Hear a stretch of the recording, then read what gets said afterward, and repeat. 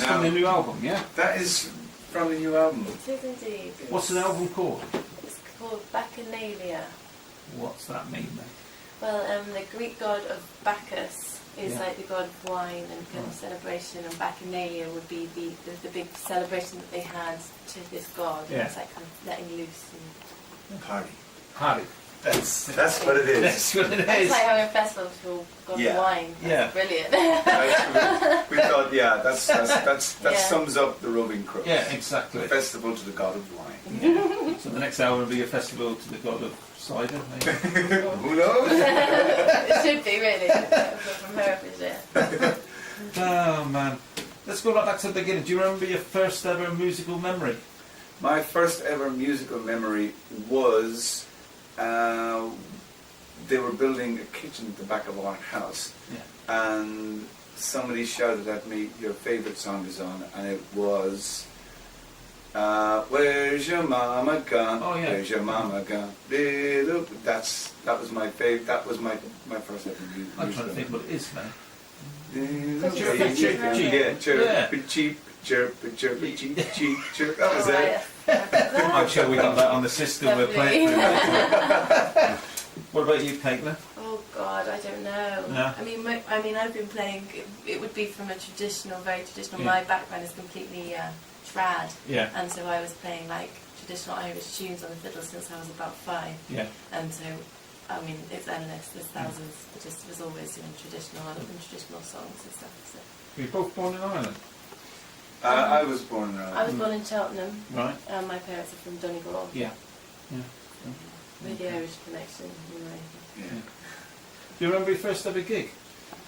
Yes. First ever gig. Yeah. Oh, and With us, yeah. oh, with the Crows or With the ever? Crows, well, ever.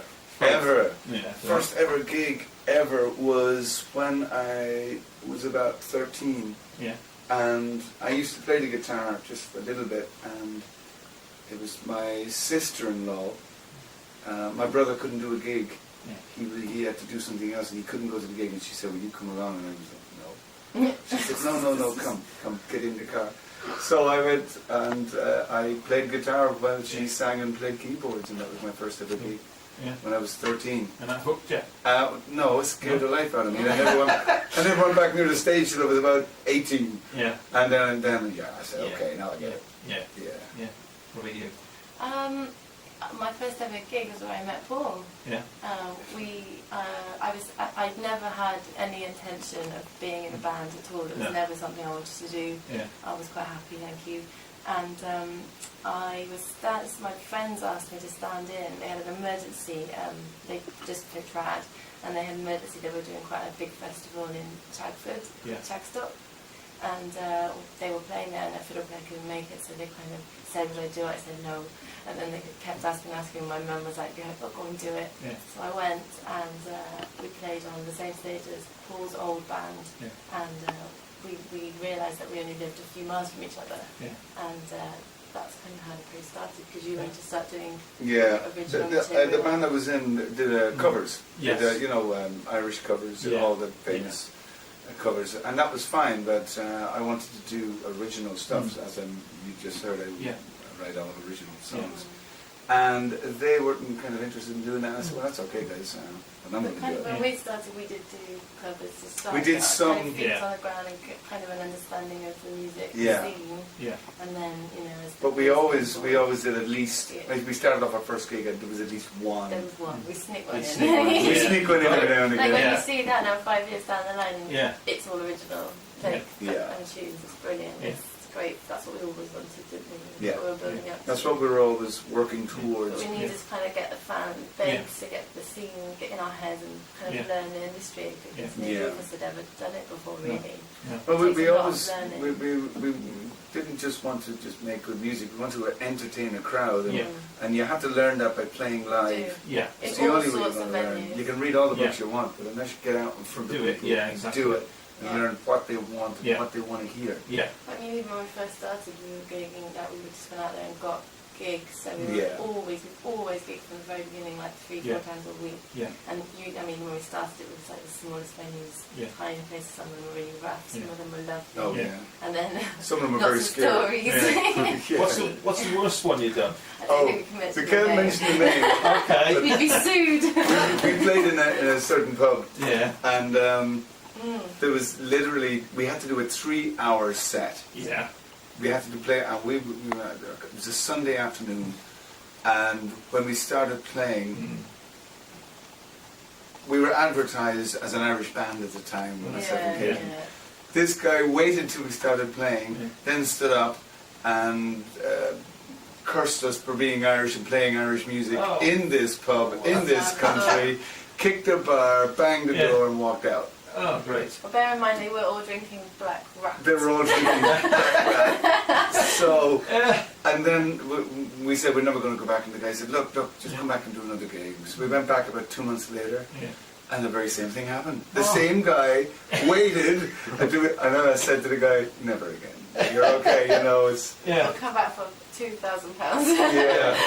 So that was the last time we played there. But like I think you have to do every end of the spectrum. Like we started really at the bottom. We like, did, we didn't have nothing. Well, nobody knew us from a hole in the ground. We had to do it, and we wanted to do it, and we wanted to learn, and we wanted to meet as many people as we could. We spent a lot of time talking to people and kind of getting them to remember us, and then it really has paid off. And we're entirely self-managed.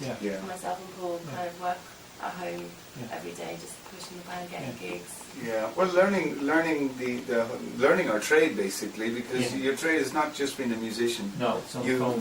You have to learn how to give a band direction, where you want to go and where you want to be in 5 years' time, and what is the quickest and best way to get there. You have to be quite business-like about it. You have to, It's not all fun and games. So where do you want to be in 5 years' time? In 5 years' time, I would love to be.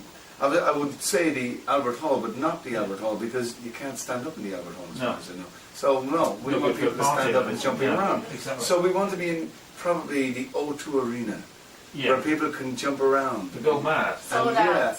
Sold out. And everyone's singing your songs. Somebody, maybe we might get the Levelers in to support us. Yeah. We like them. I think you've got to be thinking like that, and work towards it. You have to have a plan. It's like with everything. Yeah. I think we'd like to have already been played on Jules Holland. Oh, Jules Holland, Mike Harding. Yeah. Mike Harding, if you're listening, if you're here in the bed, please. Yeah. And my show. Yeah. Do say appropriate things. I love it. Hey. What we want to be in 5 years' time is as we have been doing for the last 3 and 4 years, is working upwards. And finding new fans and writing more tunes and more songs, making more albums and getting on bigger stages. That's our plan. Okay, time for another song? Yay! What are we going to do? Let's do, there's another one from the album. It's a nice little slow melodic one that people ask me to play now, which is great when people know your songs and say, play that one for me. This one's called Time.